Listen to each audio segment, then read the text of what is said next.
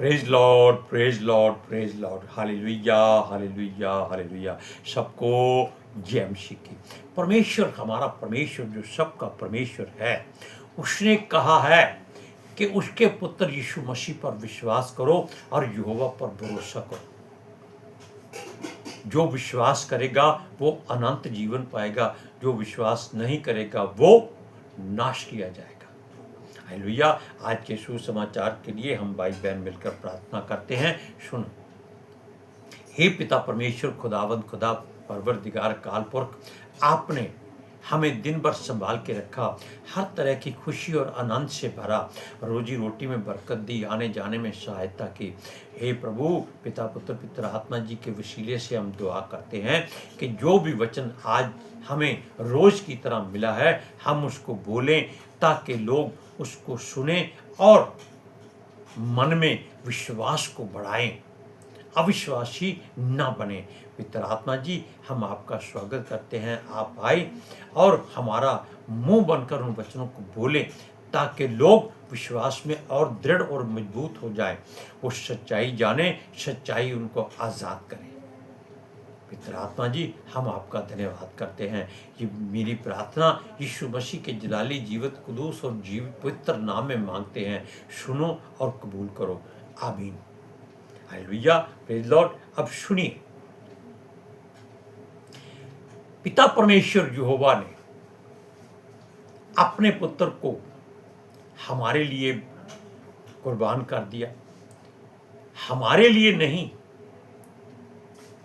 हमारी बुराइयों और पापों गुनाहों को अपने पुत्र पर लाद दिया ताकि वो हमारी खातिर अपने ही लोगों के द्वारा प्रताड़ित किया जाए, उस पर हमारी खातिर ताड़ना पड़ी। ये बात आप यशाया की पुस्तक 53 अध्याय में पढ़ सकते हैं। हालेलुया। अब सुनिए, हम बात करते हैं कि विश्वास और अविश्वास। यीशु मसीह ने इतने काम किए हैं, वचन कहता है कि अगर उनको लिखा जाता तो शायद इतनी किताबें बन जाती कि संसार में ना समाती। उसका क्या भाव है कि लोग उनको पढ़ते पढ़ते पढ़ते पढ़ते स्वर्ग में चले जाते हैं। लेकिन आज के युग में लोग वचन को नहीं पढ़ते, वो ये देखते हैं कि कौन सा वचन उनके जीवन में आशा पैदा करता है और उनके हक में बात करता है। वैसे हम भी उनमें से एक हैं, हम इस बात से इनकार नहीं कर सकते, क्योंकि अगर हम गलती नहीं मानेंगे तो हम जिसको वचन सुनाएंगे वो गलती कैसे मानेगा। हालेलुया। अब देखिए, यीशु मसीह ने अपने 3.5 साल की जो समय की इजाजत परमेश्वर ने उसको दी थी, क्योंकि जब वो 30 साल का हुआ तब उसको पिता परमेश्वर की ओर से यूहन्ना के द्वारा बपतिस्मा दिया गया और यूहन्ना ने उसकी गवाही दे दी कि ये परमेश्वर का मेमना है जो जगत के पाप उठा ले जाता है। ले जाएगा उसने नहीं कहा, उठा ले जाता है। और ये भी कहा कि जिस पर तू पवित्र आत्मा को उतरते और ठहरते देखे वो ही परमेश्वर का पुत्र और मेमना है। और उसने केवल यीशु मसीह को जब बपतिस्मा दिया तब उसके ऊपर पवित्र आत्मा जी उतरे और उसके ऊपर ठहर गए, और यूहन्ना ने इस बात की गवाही दी कि यही वो परमेश्वर का पुत्र है। हालेलुया। और सुनिए, जब यीशु ने अपने काम आरंभ किए, जब यूहन्ना मार दिया गया, उसका सिर कटवा दिया गया ताकि उसका मुंह बंद किया जाए कि वो लोगों को वचन ना सुना सके, लोगों को बपतिस्मा ना दे सके। लेकिन ये शैतान की चाल युक्ति नहीं, ये परमेश्वर की ओर से हर बात को निश्चित किया गया है कि ये मनुष्य इतने साल जिएगा, ये मनुष्य इतने साल जिएगा और ये कहाँ तक जाएगा। उसने एलिया के बारे में नहीं कहा, एलिया को उसने कहा कि वो परमेश्वर के पास जाएगा। और ऐसे ही हनोक जो 300 साल तक परमेश्वर का हुक्म मानता रहा, जिसको कहते हैं उसके साथ चलता रहा, उसको भी परमेश्वर ने अपने पास बुलाया। और तीसरा मनुष्य, केवल जो मनुष्य का पुत्र बनकर आया था वो परमेश्वर का पुत्र था, है और रहेगा, वो था यीशु मसीह, जिसको परमेश्वर ने संसार में उसके शरीर पर ताड़ना नहीं प्रताड़ना की, ताकि लोग जाने कि इसने अपने लिए दुख नहीं सहा, आपके गुनाहों पापों का बोझ अपने ऊपर लादा है, और जिसको परमेश्वर के लहू के द्वारा धोया गया है, ताकि आप लोग अपने जीवन में किसी बात की घटी और कमी ना देखें। लेकिन विश्वास कौन करता है? हर कोई चाहता है कि उसके जीवन में चमत्कार हो, आश्चर्य क्रम हो, अजूबे काम हो, अजीब बातें हो उसके जीवन में। लेकिन सबसे बड़ी बात, जब दुष्ट आत्माएं मनुष्य में आ जाती हैं, उससे अजीब बात कौन हो सकती है? तब वो बोराया फिरता है, घबराया फिरता है, डरा फिरता है, तब वो दौड़ता है, भागता है, जैसे वो जिसके अंदर गदरेनियों के गांव में 2000 रूहें थी, वो कैसे भटकता फिरता था, वो नंगा रहता था, उसको यीशु मसीह ने एक झटके में सीधा कर दिया। अब सुनिए, यीशु मसीह ने इतने चमत्कार किए हैं। उसने सबसे पहला चमत्कार नीनवे के नगर में एक ब्याह में पानी को दाखरस में तब्दील करके अपना पहला चमत्कार दिखा दिया कि यीशु मसीह संसार में आ चुका है। लेकिन उससे पहले भी उसने एक काम किया था, जब वो मात्र छोटी उम्र का था, 6 वर्ष का, 8 वर्ष का, 10 वर्ष का या 12 वर्ष का। तब उसने बड़े बड़े ज्ञानियों को, जो अपने आप को बड़े ज्ञानवान समझते थे, अपनी बातों से चुप करा दिया। हालेलुया। लेकिन वो बात उनके दिमाग में नहीं आई कि ये बच्चा कौन है। हालेलुया। अब सुनिए, यीशु मसीह ने सबसे कहा कि मेरा पिता जिसने उन्हें मुझको दिया है। किसको? जो यीशु के हाथ में मनुष्य सौंपे जा चुके हैं, जिनको वो अपनी भेड़ें कहता है।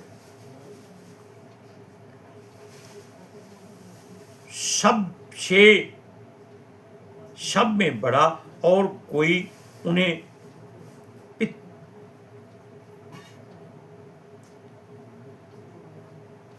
अब से बड़ा है और कोई उन्हें पिता के हाथ से छीन नहीं सकता।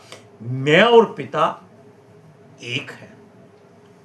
यानी कि यीशु मसीह ये बात उनसे कहता था कि परमेश्वर पिता ने उन्हें जिन लोगों को सौंपा है उनमें से कोई छीन नहीं सकता, क्योंकि पिता सबसे बड़ा है। उससे कोई सामर्थी नहीं है, कोई उसको सवाल नहीं कर सकता और कोई उससे पूछ नहीं सकता तू ऐसा क्यों करता है, क्योंकि यीशु मसीह ने यहां साबित कर दिया मैं और पिता एक है, ताकि लोग इस बात को सोचे समझे कि ये अपने आप को परमेश्वर के तुल्य क्यों कहता है। अविश्वास की बात यहां लोगों में आ जाती है कि वो इस बात से चिढ़ जाते हैं कि ये अपने आप को मनुष्य होकर परमेश्वर ठहराता है, क्योंकि उसने क्या कहा, मैं और पिता एक है। कोई संसारिक पिता भी अपनी हर अच्छी बात को अपने बच्चों पर लागू करता है, क्योंकि वो दोनों पिता पुत्र एक होते हैं। इसी तरह परमेश्वर और यीशु मसीह एक हैं, एक थे, एक रहेंगे। अब देखिए, उस पर अविश्वास करके यहूदियों ने, यानी कि जो उसी के गोत्र के लोग थे, जो परमेश्वर को नहीं मूसा को अपना पिता जानते थे या अब्राहम को अपना पिता जानते थे, और वो उनकी रीतियों पर चलते थे, लेकिन उनके जैसे वो काम नहीं करते थे। उन्होंने पत्थर उठा लिए कि इसको पत्थर वा करके मार डालो, ये अपने आप को परमेश्वर के तुल्य कहता है। पहले हम वचनों को पढ़ते हैं, यूहन्ना की इंजील उसका 10वां अध्याय, उसकी 29 और 30वीं आयत और 31वीं आयत में हम पढ़ रहे हैं। सुनिए, यहूदियों ने, शुरू से पढ़ते हैं, मेरा पिता जिसने उन्हें मुझको दिया है सबसे बड़ा है, और कोई उन्हें पिता के हाथ से छीन नहीं सकता। मैं और पिता एक हैं। यहूदियों ने उस पर पथराव करने को फिर पत्थर उठाए। अब देखिए, पत्थर मारने का मतलब क्या है कि इसको मार डालो, ये मौका है, ये नाश हो जाएगा और उनका धंधा फिर से चल निकलेगा। वो लोगों को उल्लू बनाते थे, मूर्ख बनाते थे और अपना उल्लू सीधा करते थे। उल्लू आप जानते हैं कि दिन को देख नहीं सकता, वो रात को देखता है। यही बात उन लोगों की थी। सुनिए, अब यीशु ने जितने चमत्कार किए थे वो उसने अपनी मर्जी से नहीं किए थे, पिता की आज्ञा और हुक्म से इसलिए किए थे क्योंकि पिता स्वर्ग में उसके साथ सारे काम करके उनको दिखाता जाता था, और वो उनको देखकर संसार में वो सारे काम करता था। किसी की आंखें खोल देना कोई छोटा मोटा काम नहीं था, क्योंकि वहां स्वर्ग में यीशु मसीह को परमेश्वर इस बात को दिखा देता था कि बेटा ये करना है, ताकि इन लोगों के मुंह पर एक बहुत भारी थप्पड़ पड़े और ये जान लें कि अंधे की आंखें दुष्ट आत्माएं नहीं खोल सकती, केवल परमेश्वर खोल सकता है। हालेलुया। जब उसने अंधे की आंखें खोली और उसको बार बार पूछा कि तेरी आंखों को क्या हो गया, तेरी आंखों पर उसने क्या लगाया, उसने कैसे तुम्हारी आंखें खोल दी, क्योंकि उसकी आंखें थी ही नहीं, केवल वहां मांस यानी कि चर्बी थी।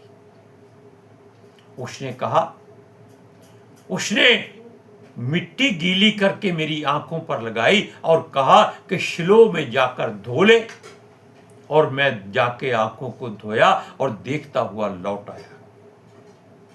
लेकिन उनको विश्वास नहीं हो रहा था कि ये कैसे हो सकता है। अब देखिए,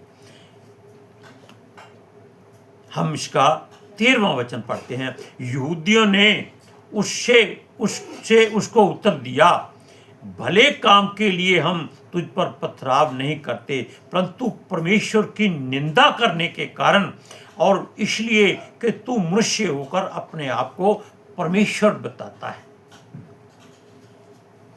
आजकल हर कोई अपने आप को कहता है कि वो ही ईश्वर है, वो ही परमेश्वर है, क्योंकि उसमें सातों ईश्वर समाये हुए हैं। 7 ईश्वर तो है ही नहीं, 7 दुष्ट आत्माएं जरूर उनमें समा जाती है।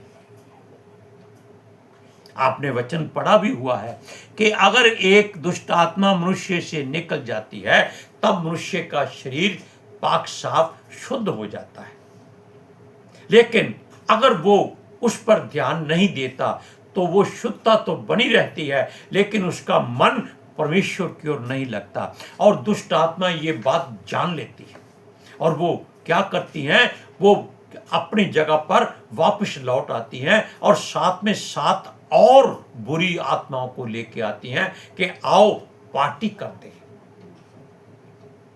क्यों?